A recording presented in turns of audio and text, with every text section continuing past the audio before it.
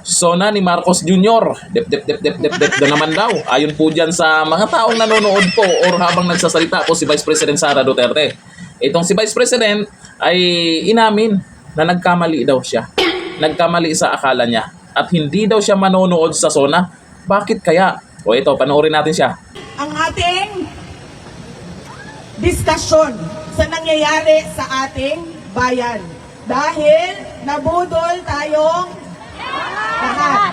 Huwag na natin pagyatin. Inday Sara, kasalanan mo ito lahat.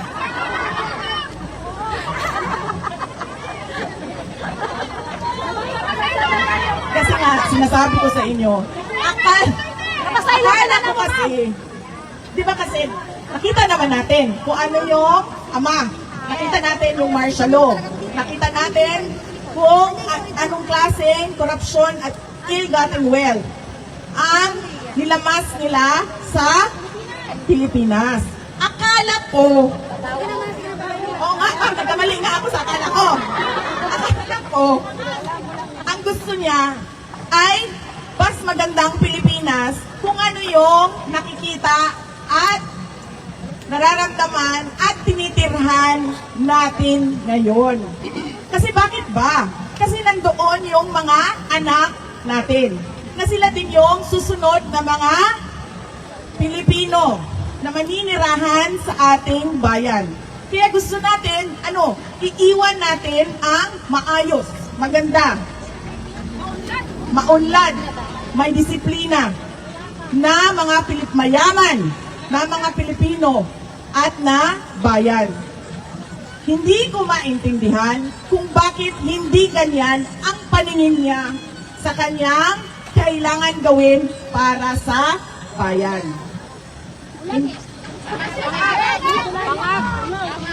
Hindi ko alam bakit lahat tayo pare-pareho ng pangarap para sa ating bayan. Pero merong iilan, ang malas pa natin, nakaupo sila lahat sa posisyon sa gobyerno, hindi pareho sa atin ang kanilang pangarap para sa bayan. Kaya, bukas ay State of the Nation Address.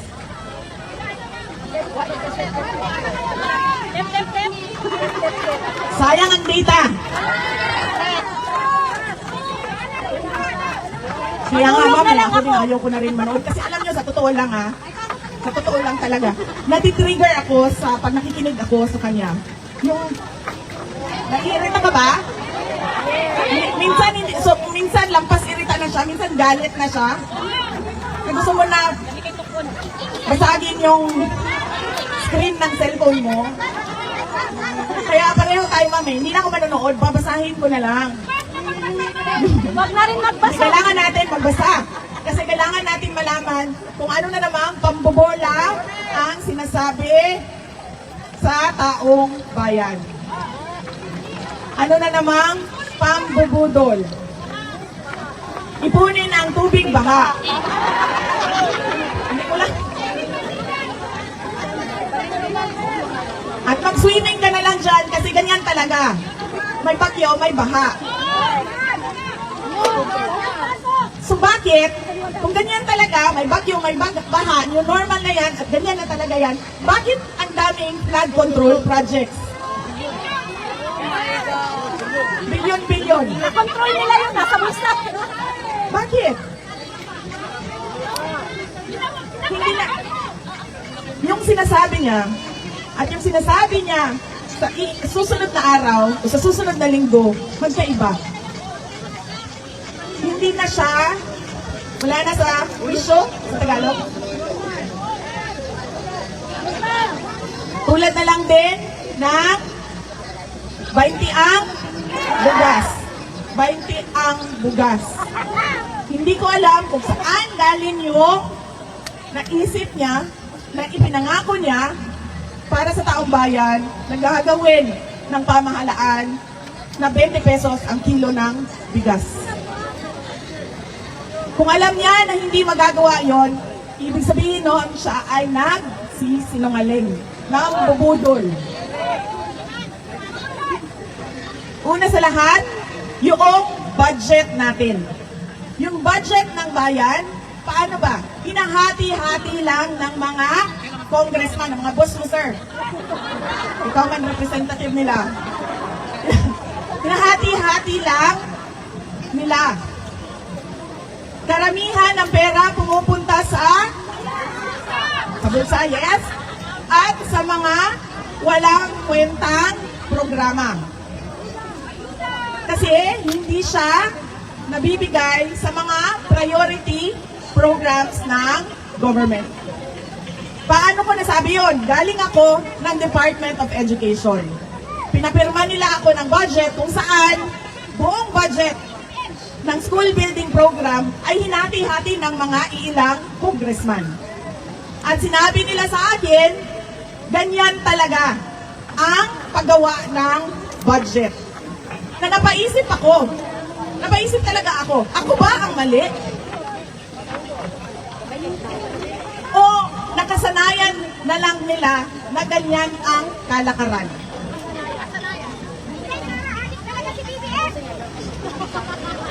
Hindi napupunta sa totoo at tamang proyekto para sa bayan ang ating budget. Pangalawa, ang laki ng utang natin. Dahil yung budget ay inuutang. Mag-utang ka para ka gumawa ng tulay mula sa Sorsogon, papuntang Samar, mula sa Leyte, papuntang Surigao, at pabalik ka naman Zamboanga, papuntang Dumaguete, Dumaguete, papuntang Siquijor, papuntang Cebu. Kung mangungutang ka para itulay mo yan lahat, okay lang. Pero kung mangungutang ka dahil ibibigay mo 5,000, 5,000, 5,000, 3,000 sa'yo, 2,000 sa akin, 5,000 sa akin, 5,000 sa'yo, wala kang makikitang pagbabago at kaunlaran sa bayan. Dahil mali ang paggamit ng pera na inutang. At paano mo yon mababayaran? Doon sa mga bigay mo, bulsa mo, walang babalik na investment sa ekonomiya. Hindi tataas ang ekonomiya. Dahil pangit pa rin ang bayan. Bagsak pa rin ang iba't ibang lugar natin.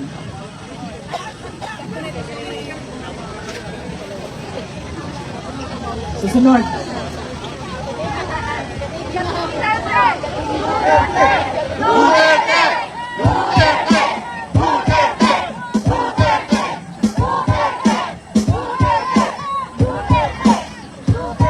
Anong oras na? Alas 4? Okay. Kasi sabi nila hanggang alas 5 lang daw tayo dito. Sanyasan ninyo ako pag umabot na tayo ng 4:30 ha, kasi magpicturan pa tayo. Ang dami natin. Okay? Asan ako? Sa zona bukas, bubudol na naman sila. Ang susunod ay yung walang klarong independent foreign policy. Nasa saligang batas natin yon. Nasa konstitusyon yon.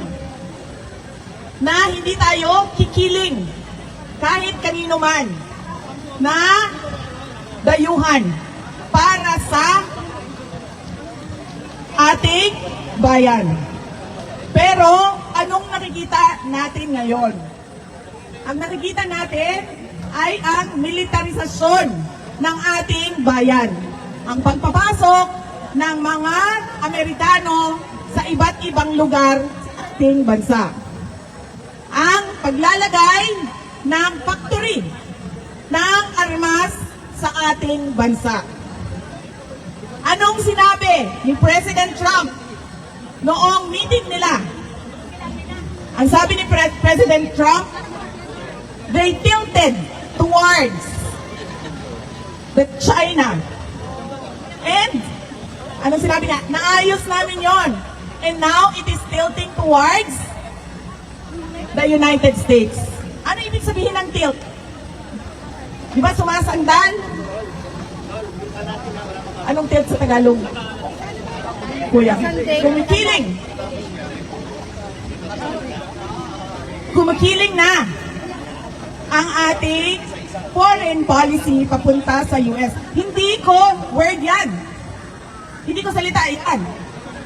Napanood natin yan na sinabi. Kumili ang Pilipinas sa Amerika. Hindi tama yon. Kasi ang nakalagay sa ating konstitusyon ay independent foreign policy. Ibig sabihin, wala ka, hindi ka kikiling.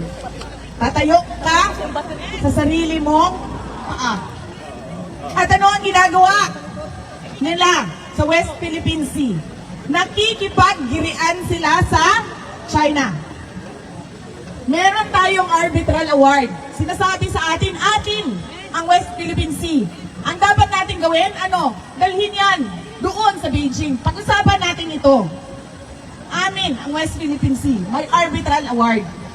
Hindi yung makikipaggirian ka doon sa dagat. At anong sabi niya ngayon? Sa girian ng teritoryo ng Cambodia at Thailand. Ang sabi niya, tutulong ang Pilipinas para magkaroon ng kapayapaan doon. Pero anong ginagawa niya sa bayan natin? Tinutulungan niya ang interes ng dayuhan, interes ng ibang bayan na makipaggirian sa ibang bansa. Kaya sinasabi ko, hindi ko lang alam kung napapansin niya. Iba ang sinasabi niya ngayong araw na ito at iba din ang sasabihin niya sa susunod na linggo, sa susunod na buwan. Habang lumalala ang kalagayan ng ating bansa. Lagi akong tinatanong, ano bang magagawa natin, Inday Sara? Ang magagawa natin ay magkaisa tayo. Sabihin natin sa pamahalaan, maraming maling pulisiya. Dapat ninyo itama. Ang tanong ko lang kasi dito, tungkol sa SONA po ng ating mahal na Pangulong Bongbong Marcos, ano kaya ang laman ng mga sasabihin niya? Sasabihin ba niya yung mga nagawa niya? Na yung lalo na yung 1% na sa taripa na na-discount natin nung pumunta siya sa Amerika? Yung tungkol sa flood control project, di ba nakaraang SONA niya ay pinagyabang pero kinabukasan o sunod na mga araw ay na-fact check ng baha. O di ba bumaha yun at hinahanap na yung sinasabi niyang flood control project. Ano kaya yung mga nagawa niya na hindi natin alam? Baka may mga nagawa ang PBBM admin na hindi natin alam, no? Baka may mga plano siya, kung ano yung plano niya, ano yung mga gagawin niya. Ano kaya sa tingin nyo ang sasabihin po ng ating mahal na Pangulong Bongbong Marcos sa SONA? Manonood ba kayo? O abang na lang sa balita or kagaya kay Vice President Sara Duterte ay babasahin lang yung laman ng SONA, hindi na siya manonood, sayang daw sa load. O ayon po dito kay Rodi Moralia, unang budol bigas, pabahay, 1 million, oo naalala ko yan, yung 1 million a year. Tapos flood control project, yung 5,500 daw. Pumasok sa KOGC, wala daw. O yung walang ganun daw yung mga pulis, pero kita naman sa mga video. Ano ba naman to si Junior? Sabi ni Paul Kupasan, tama, kasalanan mo yan, BP. Dahil nakitandems ka kay Junior. Sisipain para kay Insan. Oo. Yun nga. Aminado naman si Vice President Sara Duterte na pwede din siyang masisi talaga kung bakit naging Pangulo po si Junior. Kasi yung mga nakasuporta kay BP Sara Duterte ay ang binoto itong si Junior. Kaya siguro nanalo ito, di ba? Sabi ni Nessie, walang silbing presidente. Baka naman meron, grabe naman kayo. Puro budget na lang sa mga bulsa ang ginagawa nila. Ang sasama talaga ng mga kaluluwa ng mga public servant ng administrasyon ni Marcos Jr. Ay, hindi naman siguro lahat.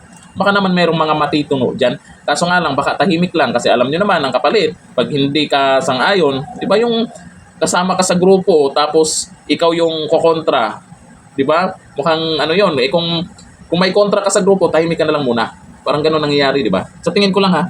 Sabi ni Guillermo, yan ang maling akala. Marami tuloy nagdusang Pilipino kaya wag na magpabudol sa mga oligartong Marcos at Romualdez. Aminado si BP Sara dyan. Hindi naman niya itinanggi yung tungkol dyan sa may ibang mga Pinoy na sinisisi po si BP Sara dahil doon sa pagtandem po nila. Yung unit team. Yung unit team. Kaya, at sa bagay, maganda din yan para naman mapatunayan yung usap-usapan tungkol sa mga Marcos. Tama ba yung nangyari noon sa panahon ni Apulacay o mali ba? At dito po, siguro, sinadya ng pagkakataon para mapatunayan kung ano ba talaga ang mga Marcos. Marcos pa rin ba? Ito ang tanong. Marcos pa rin ba? Sa 2028, Marcos pa rin ba? Comment tayo dyan ha. Ganito na lang. Thank you. Bye-bye.